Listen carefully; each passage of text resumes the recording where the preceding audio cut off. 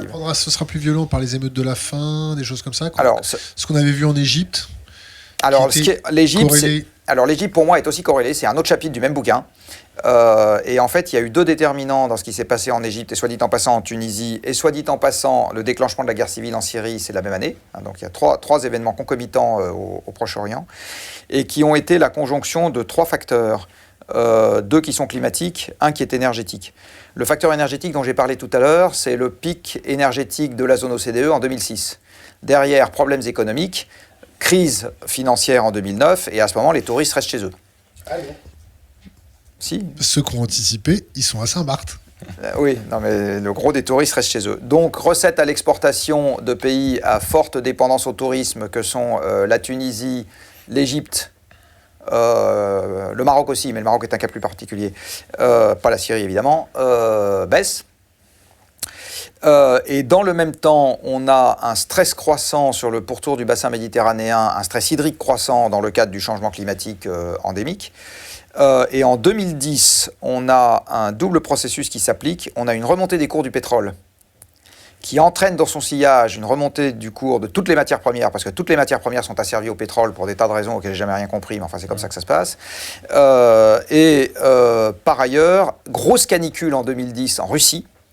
Et il se trouve que cette canicule a quasiment divisé par deux la production de céréales russes, et la Russie est un gros fournisseur à l'exportation sur le marché mondial. Le marché mondial des céréales, en gros, c'est 10% des céréales qu'on consomme dans le monde, donc c'est un marché étroit.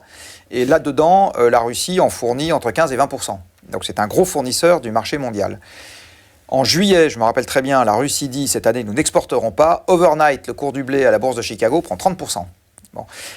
Donc l'augmentation, les importations alimentaires, dont l'Égypte, qui est le plus gros importateur de blé au monde, et qui importe tout un tas d'autres trucs, parce qu'il y a longtemps que le Nil ne nourrit plus ses habitants, et la Tunisie, qui, bon an, mal an, importe la moitié de ce qu'elle mange.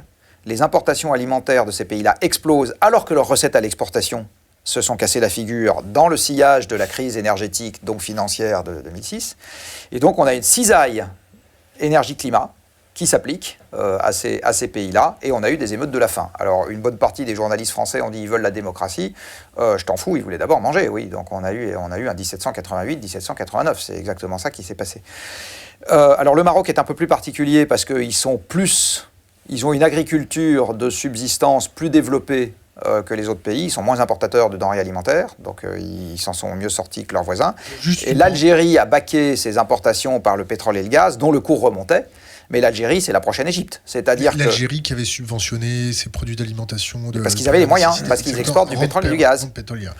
Et quand le pic de production du pétrole est passé en Algérie, le pic de production du gaz est passé en Algérie. Donc quand les exportations de pétrole et de gaz de l'Algérie commenceront à devenir suffisamment basses, avec une population suffisamment élevée, sur un sol pas capable de le nourrir, etc., c'est écrit. Alors je ne sais pas quand, mais c'est écrit. J'ouvre la parenthèse.